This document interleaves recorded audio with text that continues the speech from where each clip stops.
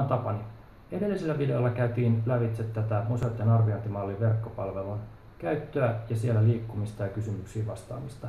Tällä videolla mennään vähän syvemmälle tähän arvioinnin tekemiseen.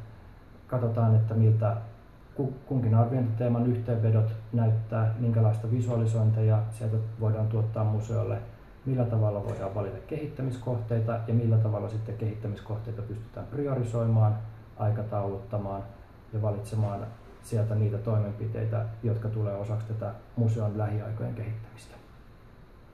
Sitten kun museo on täyttänyt kunkin arviointialueen sisällä haluamansa määrän näitä teemoja, niin sitten voidaan mennä yhteenvetosivulle.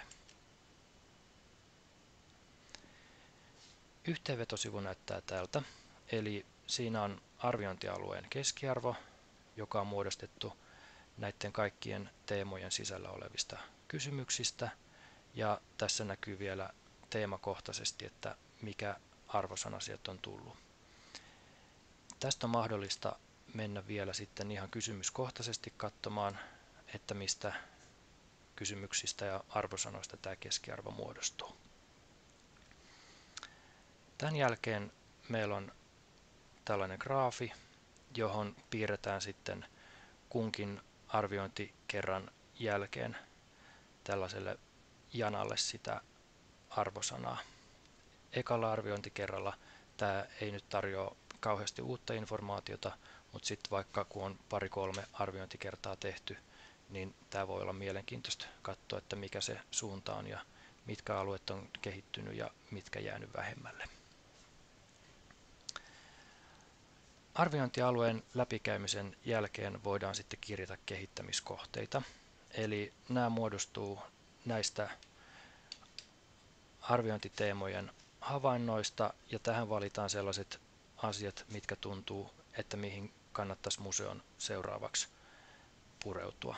Näiden kannattaa olla mahdollisimman konkreettisia. Nyt kun me ollaan käyty sopiva määrä näitä arviointialueita lävitse, niin me päästään menemään taas yksi askel syvemmälle tähän malliin, eli sivulle museon kehittämiskohteet. Siinä nähdään sitten taas keskiarvo koko tämän arviointimallin tasolla ja arviointialueittain, ja sitten haluttaessa voidaan mennä katsomaan ihan niitä yksittäisiä kysymyksiä taas. Sitten on samanlainen graafi kuin oli tässä arviointialueen yhteenvetosivulla, mutta sitten tähän on tulostunut nytten jokaisella arviointialueella valitut kehittämiskohteet. Ja jotta me päästään niihin kaikkein olennaisimpiin kysymyksiin, niin tässä me päästään vielä priorisoimaan niitä. Eli näistä listatuista kehittämiskohteista voidaan valita sitten haluttu määrä kehittämiskohteita, joihin voidaan lisätä toimenpiteitä tai ideointia, aikataulua ja vastuuhenkilöä.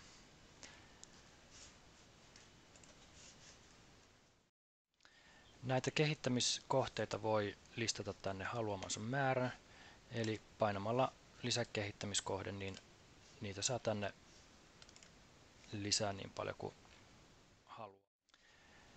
Sitten kun on kehittämiskohteet listattu ja katsottu vähän toimenpiteitä ja aikataulua niille, niin siinä vaiheessa tämän verkkopalvelun osalta alkaakin arviointi olla jo aika lopussa.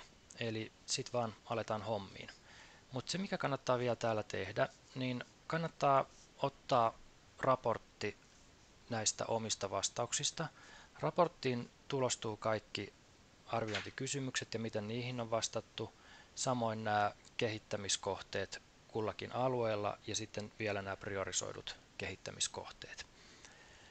Kannattaa ottaa tämä PDF senkin takia joka arviointikerran jälkeen, koska tämä järjestelmästä ei pysty takautuvasti ottamaan PDF-raportteja vuosien jälkeen, vaan täällä näkyy PDF-raportin saa otettua vain viimeisimmästä arvioinnista, mikä nyt on tällä hetkellä käynnissä.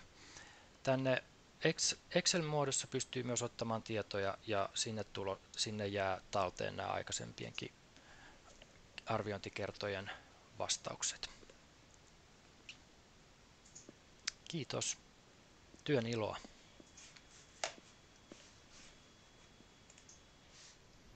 Tällä videolla käytiin lävitse arviointimallin käyttöä verkkopalvelussa ja sitä, minkälaista yhteenvetotietoa sieltä sai ja miten kehittämiskohteita pystyy siellä priorisoimaan.